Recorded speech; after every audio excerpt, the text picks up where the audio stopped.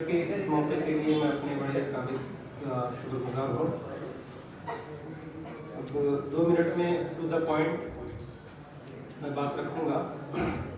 سب سے پہلی بات یہ ہے کہ مومن ہمیشہ مثبت ہوتا ہے، پوزیٹیو ہوتا ہے اور انرجائز ہوتا ہے، اس میں توانائی ہوتی ہے، قوت ہوتی ہے۔ وہ اکیلا بھی ہوگا تو 100 کے لیے کافی ہوتا ہے۔ تو اسی تناظر میں آج جو ہم جیسے بہت سارے لوگ جو مدرسہ سے دلی میں یا بڑے شہروں میں گئے اور کسی دوسرے کے نظریات یا فکر سے متاثر ہو کر اپنے آپ کو کمزور یا کمتر سمجھنے لگے، ان کے لیے صرف ایک بات کہتا ہوں کہ آج ہم، اور یہ حقیقت بھی ہے کہ ہم اہل سنت یا سواد اعظم بکھراؤ کے شکار ہیں۔ ہمارے پاس کوئی بھی چیز منظم، مرتب اور مدون نہیں ہے، یعنی ہم کافی طور پہ کمزور ہیں، لاچار ہیں، فیکٹ ہے، کوئی بات نہیں، لیکن ہم زندہ ہیں، یہ بھی سچائی ہے۔ اور ہم زندہ کیوں ہیں اس کو ریئلائز کرنا یہ بہت امپورٹنٹ ہے۔ اپنی اس لاچاری کے باوجود بھی آج ہم زندہ ہیں، بلا کسی سپورٹ کے، نہ ہمارے پاس سیاسی پاور، نہ سماجی پاور، نہ ہماری کوئی بڑی تنظیم، نہ ہمارے پاس کوئی بڑا سورس آف انکم، پھر بھی ہم زندہ ہیں۔ کیوں زندہ ہیں؟ کیونکہ ہماری جو انرجی ہے، جو اصل انرجی ہے، جو ایمانی طاقت ہے، وہ ہمارے پاس ہے اور صرف اسی وجہ سے زندہ ہے۔ ورنہ صحیح رخ پہ اگر اس کو دیکھیں تو ہماری حالت جو ہے اس حالت میں ہمیں ختم ہو جانا تھا۔ اس کے مقابلے میں جس سے آپ مرعوب ہو رہے ہیں ان کو دیکھیں تو ان کے پاس پاور ہے، سیاسی پاور ہے، سماجی پاور ہے، اکنامک ہے، ان کے پاس افراد ہیں، ان کے اندر ہیرارکی ہے، یعنی بڑے چھوٹوں کا لحاظ ہے، ان کے اندر تنظیم سازی ہے، سب کچھ ہے۔ اور ان وجوہات کی وجہ سے وہ زندہ ہے، ان وجوہات کی وجہ سے وہ ہم سے زیادہ طاقتور ہیں۔ تو وہ جو طاقتور ہیں وہ ان عوامل کی وجہ سے طاقتور ہیں۔ اگر یہ چیزیں ان سے ہٹا دی جائے تو پھر ان کے پاس کچھ نہیں بچ رہا۔ آپ یہ مانیے کہ ان کی بس چلے تو وہ دین کے ہر چیز کا سودا کر ڈالیں، لیکن ہمارے پاس یہ ساری چیزیں نہیں ہیں، پھر بھی ہم زندہ ہیں۔ اس کا مطلب یہ ہے کہ کہیں نہ کہیں ہم سواد اعظم پہ ہیں، یا جو ہماری صحیح ایمانی طاقت ہے وہ ہمارے اندر ہے، اس لیے زندہ ہے۔ اس لیے مرعوب ہونے کی کوئی ضرورت نہیں ہے۔ اگر جو ان کے پاس سسٹم ہے وہ سسٹم کو ہم اپنے اندر بھی لے آئیں تو رزلٹ کے اعتبار سے ہم ان سے کئی گنا آگے جا سکتے ہیں، چونکہ وداؤٹ کسی ایفرٹ کے ہم زندہ ہیں، سلامت ہے، ہمارا ایک وجود ہے۔ اور اس میں اگر ہم جو اس کے عوامل ہیں وہ سارے عوامل کو بھی متحرک کرتے ہیں تو اس کا رزلٹ کافی اچھا ہو سکتا ہے۔ تو ہمیں مرعوب ہونے کی قطعی ضرورت نہیں ہے۔ کووڈ کے بعد بالخصوص ہم جمود و تعطل کے شکار تھے۔ کووڈ کے بعد پورے دہلی کے اندر کوئی بھی سماجی یا دینی کوئی بھی ایسا پروگرام ہم لوگوں نے نہیں کیا اور غفلت کے شکار تھے۔ حقیقت یہ ہے، اس بیچ آپ کے پاس، جیسا کہ میرے پاس بھی ایک خبر یہ آئی کہ مصباحی میٹ ہونا ہے، لیکن یہ مصباحی میٹ ہے کیا، اس کو سمجھتے سمجھتے جب ہم آخری لمحے میں پہنچے تو ہمیں لگا کہ یہ مصباحی میٹ اپنے شایان شان نہیں ہے، جو مقام و مرتبہ اسے ملنا چاہیے اس طریقے سے اسے نہیں مل رہا ہے۔ یہی وجہ تھی کہ ہم لوگوں نے وقت کی کمی کی وجہ سے اس کے پیرالل میں ایک دوسرے پروگرام کو یہاں پہ رکھا ہے، جس کا نام حافظ ملت کنونشن ہے۔ اسے آپ اگلے اسٹیج کے لیے پری اسٹیج سمجھیے، یہ ہمارا پوائنٹ آف کانٹیکٹ ہے جس اگلے اسٹیج کے لیے۔ تو اس کی نوعیت یہ ہے۔ اب آگے ہمیں مصباحی میٹ کرنا ہے، اور اب آپ کے دماغ میں یہ آ رہا ہوگا کہ مصباحی میٹ ہے تو علیمی میٹ یا دوسرے جو معروف ادارے ہیں ان کی میٹ کیا ہے؟ تو میں یہ کلیئر کر دوں کہ مصباحی میٹ اور اس کے پیرالل میں جتنے بھی معروف ادارے ہیں ان سبھی کے میٹ کو ہم اسی طرح اور اسی وقت میں آس پاس کرنے کی کوشش کریں گے۔ और ये सब होने के बाद फिर इन सब के कोलैबोरेशन से एक सुन्नी मीट या कोई भी नाम आप दे लें, बड़े लेवल का एक प्रोग्राम करेंगे। और इसकी वजह ये है कि आज दिल्ली के अंदर हमारे पास एक से एक जौहर हैं, एक से एक सलाहियतें हैं, लेकिन वो सारे खुफिया हैं। एक से एक स्टार हैं, सुपर स्टार हैं, लेकिन वो सेक्रेट सुपर स्टार हैं। अभी हम पूछ लें कि हमारे पास बेहतरीन नाज़िम कोई है, तो शायद आपके पास डेटा ना हो, लेकिन है। तो हमारे पास कोई कलेक्टिव डेटा नहीं है, कोई सिस्टम नहीं है, कोई मैनेजमेंट नहीं है, सबकी सलाहियतें, सबकी लिस्टिंग हमारे पास नहीं है। और इसके लिए ज़रूरी है कि ये हो, चूँकि ये अगर नहीं होगा तो हम इंडिविजुअल लेवल पे अगर कोई बात कहते हैं तो इसमें वो तासीर नहीं होती है जो बात कलेक्टिव लेवल पे हम करते हैं। हम बहुत जगह आज सोए हुए इसलिए दिखते हैं कि हमारा जो एफर्ट है या तो नहीं है या है तो इंडिविजुअल। कलेक्टिव वे में नेशन बिल्डिंग के तौर पर टीम वर्क हमारे अंदर नहीं है, जिसकी वजह से हम सोए हुए दिखते हैं, वरना हकीकतन सोए हुए नहीं है, बहुत सारे लोग काम कर रहे हैं। तो इस पॉजिटिव एनर्जी के साथ हम यहाँ आज इकट्ठा हुए हैं और हमारी ये कोशिश होगी कि हम आइंदा भी इसको और अच्छे से अच्छे लेवल पे करें। जब बात आई कि मिसबाही मीट होनी है तो हम में से हम ही मान लीजिए सामने आते और हम इसे करा देते, या डॉक्टर जिलानी साहब सामने आए, उन्होंने करा दिया। फिर बाद में आपके जहन में ये बात आएगी कि ये काम तो मैं भी करा सकता था, शायद मैं कराता तो और अच्छे तरीके से कराता। या आपको लगता कि मिसबाही मीट कराने के बाद डॉक्टर जिलानी मिसबाही साहब तो फेमस हो गए, शायद मैं भी हो जाता। तो इस चीज को मद्देनजर रखते हुए प्रोपोजल हम लोगों ने ये रखा कि इसको भी सेल्फ डिपेंडेंट बनाएंगे। ये मिसबाही मीट या जो भी हमारा प्रोग्राम होगा वो अपने व्हील पे रनिंग करेगा, वो इंडिपेंडेंट होगा। आप आइए, अपना जौहर दिखाइए, अपना पोजीशन उसमें तय कीजिए और आप रोल अदा कीजिए। तो इसके लिए हम लोगों ने अभी प्री स्टेज में ये तय किया है कि हम एक पीओसी बनाएंगे, पॉइंट ऑफ कांटेक्ट, और वो पीओसी हमारे होंगे, पॉइंट ऑफ कांटेक्ट होंगे मौलाना जफरुद्दीन बरकाती साहब। अब इनको मैं पॉइंट ऑफ कांटेक्ट क्यों बना रहा हूं, वो इसलिए है कि आप में से हर कोई जो यहाँ मौजूद है और जो यहाँ मौजूद नहीं है, आप उन तक ये मैसेज पहुंचा दें। फल युबल्लिग अश-शाहिद अल-गाइब।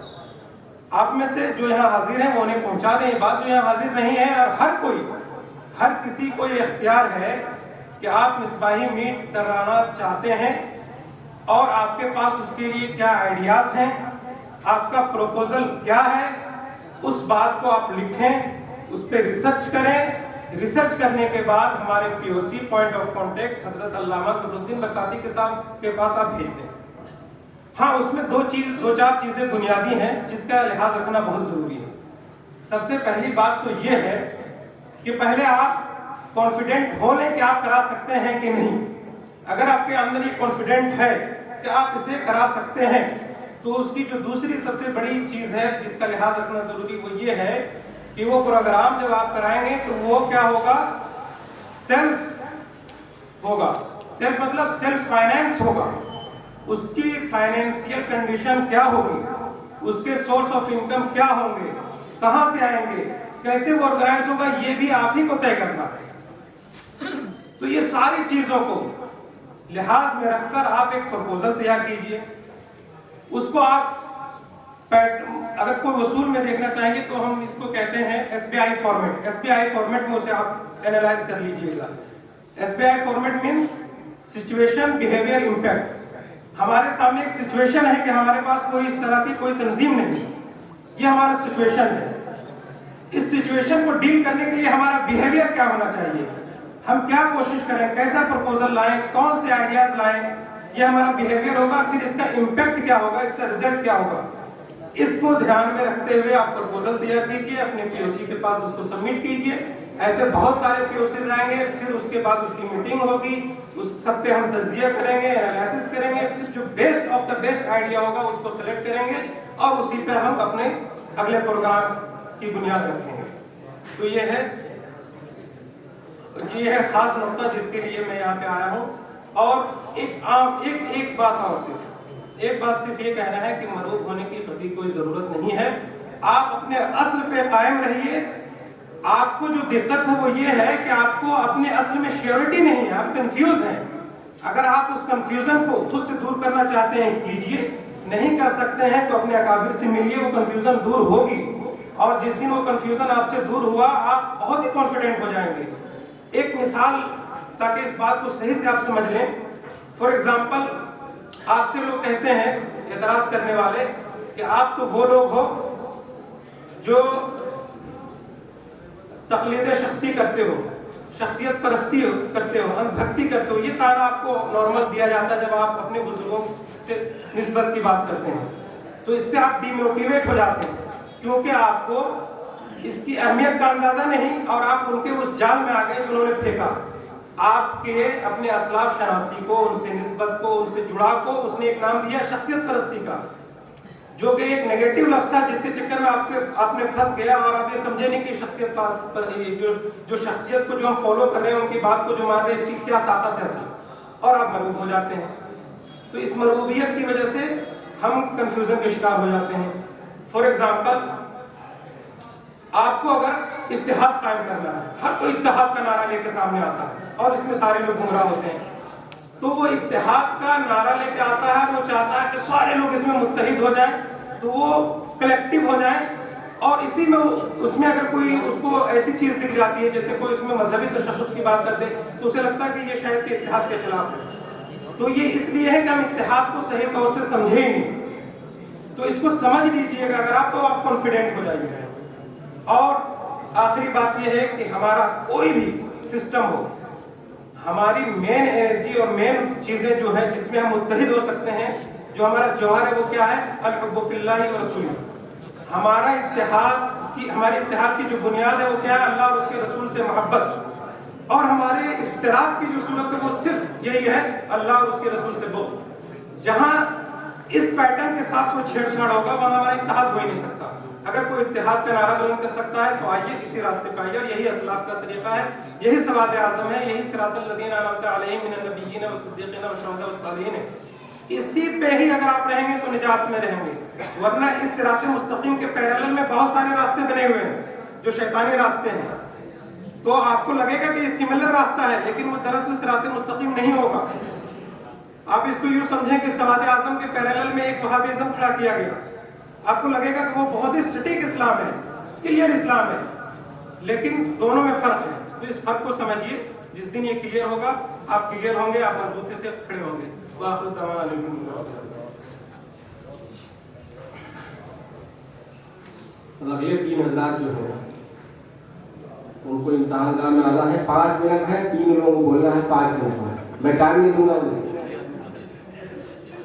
نہیں مقابلے میں آنا ہے, 5 تینوں کو بولنا ہے 5 منٹ میں. سب سے پہلے تشریف لائے ہیں ڈاکٹر غلام اختر صاحب.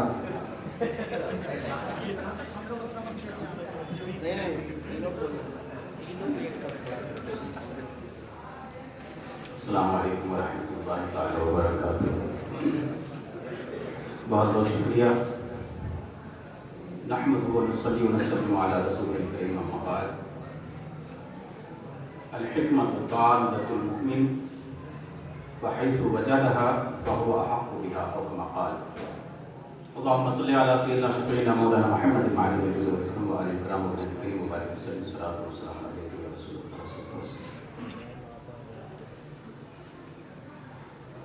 ہم اور آپ سب کی یہ مشترکہ خوش بختی ہے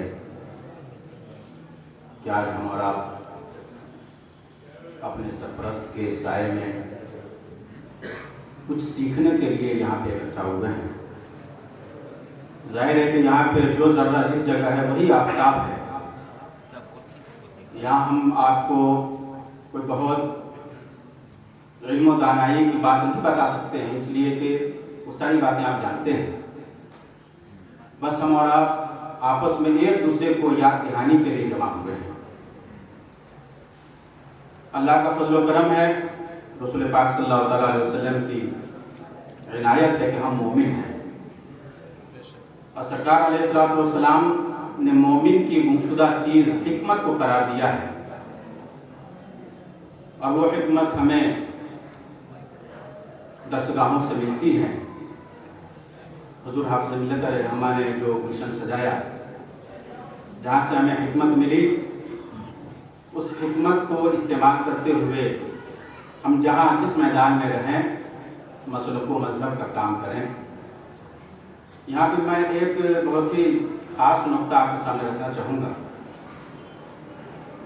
حضور حافظ ملت علیہ الرحمہ یقیناً بہت پائے بزرگ ہستی کا نام ہے، بڑی شخصیت ہے، ان کا مرتبہ بہت بلند ہے، لیکن ان کا جو طریقہ کار رہا ہے بہت ہی سادہ طریقہ کار۔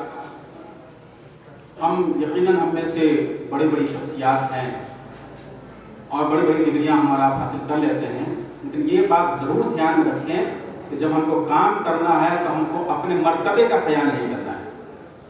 مجھے ایک بات یاد آ رہی ہے کہ غالباً حضرت علامہ عبید اللہ خان اعظمی صاحب نے اپنے بارے میں کہا تھا یا علامہ شور القدری علیہ الرحمہ کے بارے میں کہا تھا کہ جب حضور حافظ ملت علیہ الرحمہ اشرفیہ کے چندے کے لیے نکلتے تھے تو سائیکل سے نکلتے تھے، اور سائیکل یا تو عبید اللہ خان اعظمی صاحب چلا رہے ہوں گے یا حضرت علامہ شور القدری علیہ الرحمہ چلا رہے ہوں گے، اور حضور حافظ ملت علیہ الرحمہ سائیکل پہ تشریف فرما ہوتے تھے۔ آپ اس نقطے کو سامنے رکھیے کہ اپنے وقت کا جلیل القدر عالم سائیکل پہ سوار ہو رہا ہے، سائیکل پہ نکلا ہے، قوم کے سامنے ہاتھ پھیلا رہا ہے، اور اس کو اپنے وقت کا رئیس القلم اور قائد اعظم، قائد ملت وہ کھینچ رہے ہیں۔ یہ ہمارے لیے ایک درس کی بات ہے کہ یقیناً ہم یونیورسٹیوں سے پی ایچ ڈی کر لیں، بڑے بڑے عہدوں کے فائز ہو جائیں، لیکن اپنے اسلاف کے ان نکات کو اپنے ذہن و دماغ میں ضرور رکھیں کہ ہم مومن ہیں، اور حکمت کا استعمال کرتے ہوئے جب جیسا موقع ہے اس کا استعمال کرتے ہوئے ہم اپنے مسلک و ملت کی خدمت کریں، اور کبھی بھی اپنے موقف سے الگ نہ ہٹیں۔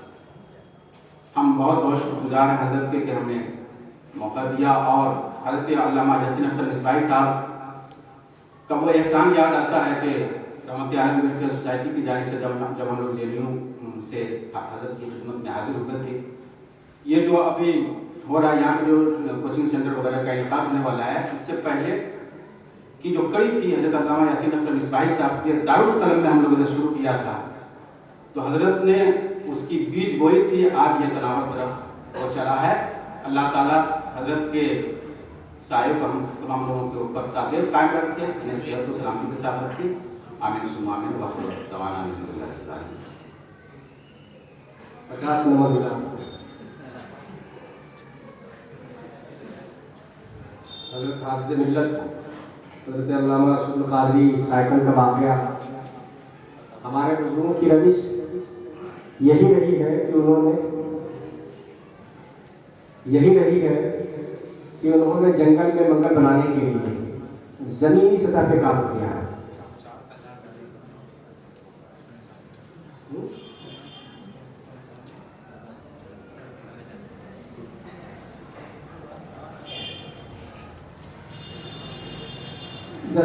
دس منٹ اضافہ ہو گیا، ماشاء اللہ۔ میں یہ عرض کر رہا تھا حضرت حافظ ملت علیہ رحمۃ الرضوان نے اپنی نوجوانی کے زمانے میں، جوانساری کے زمانے میں جو خدمت انجام دی، اسی خدمت کا نتیجہ ہے کہ اس جنگل میں آج جامعہ اشرفیہ مبارک پور جیسا بڑا کیمپس موجود ہے۔ اسی طریقے سے ہمارے تمام بزرگوں نے جہاں جہاں قدم رکھا وہاں آبادی نہیں تھی، کوئی ادارہ نہیں تھا، کوئی عمارت نہیں تھی، اور ایک اینٹ سے انہوں نے ہزاروں اینٹ کھڑی کی۔ تو جنگل میں منگل بنانا، نئے سرے سے کام کر کے کوئی بڑی عمارت کھڑی کرنا، بڑا ادارہ، بڑا کیمپس قائم کرنا، یہ ہمارے بزرگوں کا طریق رہا ہے۔ لیکن ہم لوگ اپنے بزرگوں کے نقش قدم سے بڑے دور ہیں۔ ہم کو بنا بنایا ادارہ چاہیے، بنی بنائی عمارت چاہیے، بنی بنائی زمین چاہیے۔ آج اگر دہلی میں کہیں ضرورت ہوتی ہے کسی عمارت کی یا کسی طرح کی، تو پہلے ہم سے تنخواہ طے کی جاتی ہے، بہت کچھ کیا جاتا ہے۔ حالانکہ جو ہمارے ساتھی ہمیں جانتے ہیں، ہم نے اپنا حق تو ماننے دیا ہے، لیکن دوسرے کا حق ہم نے ماننے نہیں دیا۔ ہمارا حق مانا گیا، हमारा इस्तेसाल हुआ, सब कुछ हुआ, लेकिन मैंने कभी कोशिश नहीं की किसी दूसरे साथी का इस्तेसाल हो, उसका हक मारा जाए। हम अगर किसी शख्स को कहीं लगाते हैं तो उसे उसका हक दिलाते हैं, लेकिन लोगों को भरोसा नहीं होता इसलिए कि हालात ऐसे हैं। अगर किसी जगह पर फौरन अदाकाराना इमामत की खिदमत अंजाम देना हो किसी तरह की, अब वो ऐसी जगह है जहाँ पे अगर हम नहीं जाएंगे तो कोई दूसरा आ जाएगा, फिर भी हम नहीं जाते हैं, तो हमारे अकाबिर की ये रविश नहीं है, ये हमने खुद अपनी रविश तय की है। बहरहाल अब आगे जो हजरात हैं 2 मिनट के लिए तशरीफ लाए, डॉक्टर रुकनुद्दीन साहब और उसके बाद डॉक्टर मोहम्मद नईम साहब अपने ख्यालात को रखें, उसके बाद सदारती खिताब सुनना है और सलाम और दुआ पर ये महफिल ख़त्म होगी। सबसे पहले इन हजरात को सुन लेते हैं, डॉक्टर रुकनुद्दीन साहब।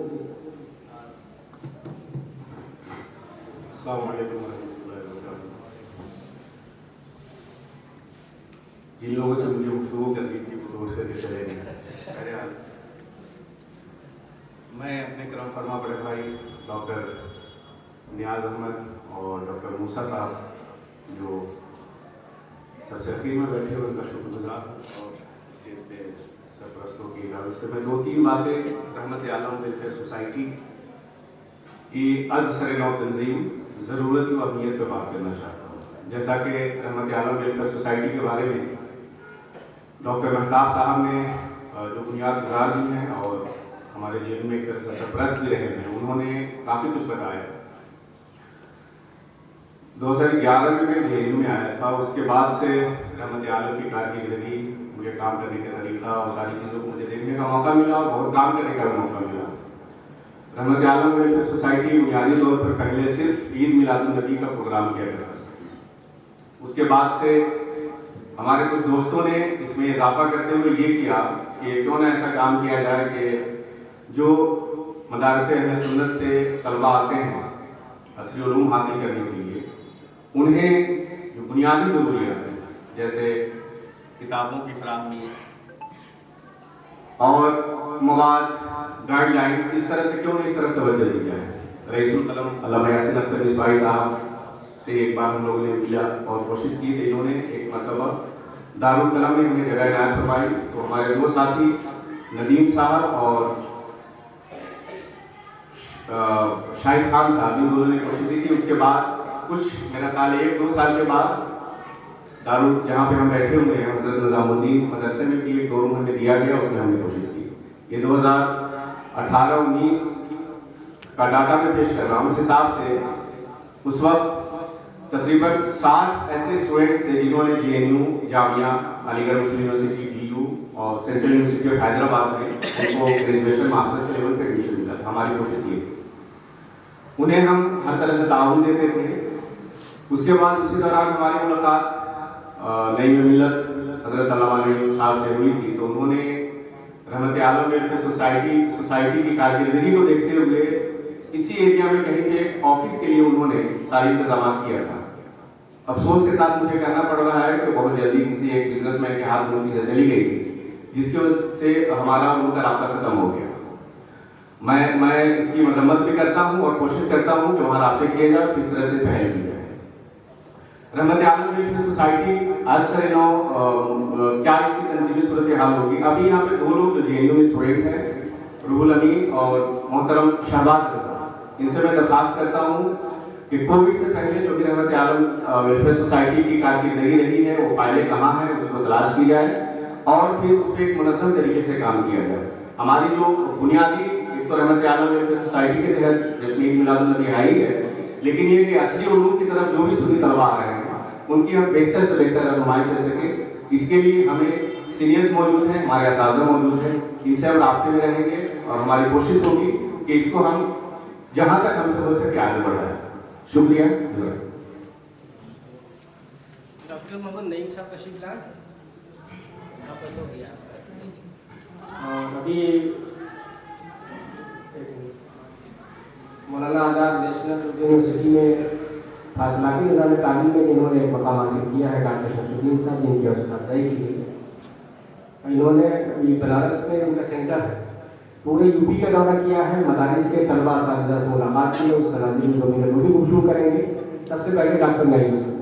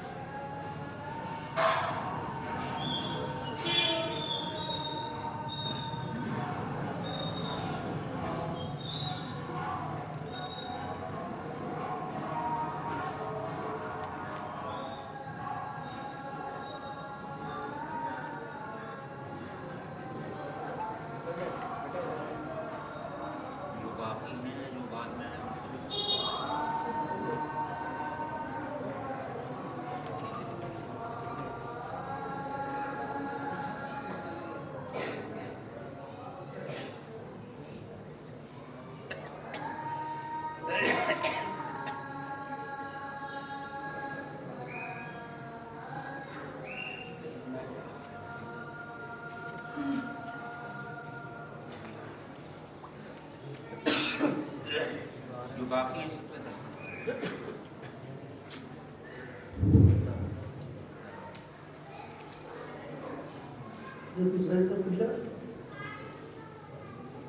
مولانا ظفر الدین صاحب، مولانا مقبول احمد صاحب اور دیگر احباب اللہ۔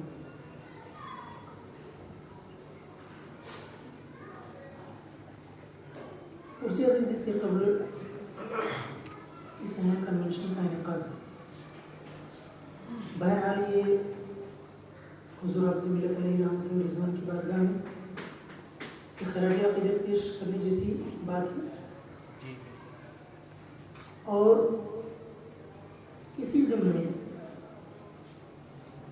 ہمارے بہت سارے احباب جو اپنی کاوشوں اور محنتوں کی وجہ سے کسی کامیابی سے ہمکنار ہوئے، ان کی حوصلہ افزائی اور مزید ان کی محنتوں کو چار چاند لگانے کے لیے اس مجلس میں جو ان کی حوصلہ افزائی ہوئی اس کی بھی ہم قدر کرتے ہیں، اور مزید کامیابیوں کے لیے ان کے حق میں دعائیں کرتے ہیں۔ آج کی اس تقریب میں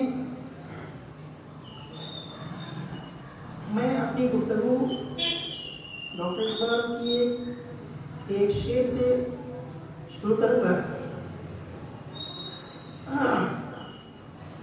ڈاکٹر اقبال فرماتے ہیں کہ اپنے من میں ڈوب کر پاجا سراغ زندگی، اپنے من میں ڈوب کر پاجا سراغ زندگی، تو اگر میرا نہیں بنتا نہ بن اپنا تو بن۔ بالکل یقینی سی صورتحال ہے کہ آپ میں سے جتنے بھی احباب یہاں تشریف رکھتے ہیں، کچھ تو ایسے ہیں جو بہت حد تک متعارف ہیں اور کچھ ایسے بھی ہیں جو نئے حضرات آئے ہیں، ان سے زیادہ تعارف نہیں ہے۔